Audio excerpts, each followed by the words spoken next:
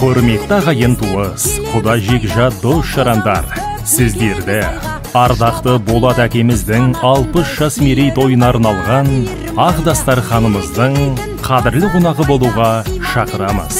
Той 2023 жылдың 15 қыркүйек күні сағат 17:00-де басталады. Мекен жайымыз Қарағанды қаласы, Іңкәрбаев көшесі 2Б, Ариста мейрамханасы. Той иелері балалары.